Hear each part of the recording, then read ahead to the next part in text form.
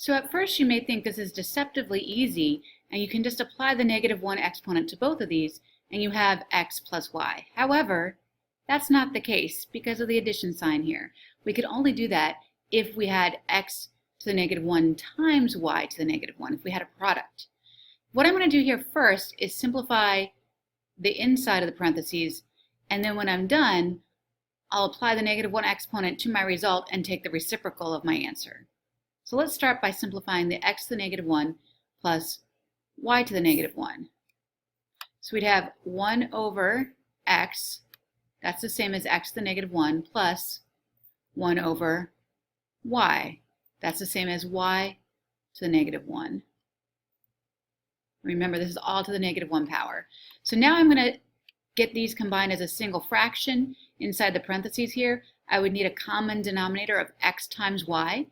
This fraction is missing the y in the denominator. This fraction is missing the x in the denominator. So I'm going to multiply the first fraction times y over y and the second fraction times x over x.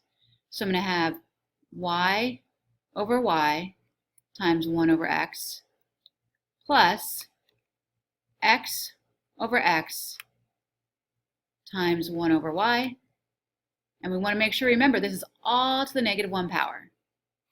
So now I have y over xy plus x over xy. And this is all to the -1 power.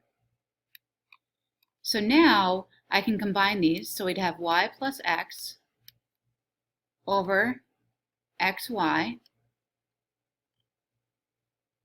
all to the -1 power. And finally, we're going to apply this -1 power by taking the reciprocal of what's inside the parentheses. So we'd have x times y in the numerator and y plus x, or you could say x plus y, in the denominator. So this is our final answer, x times y over y plus x.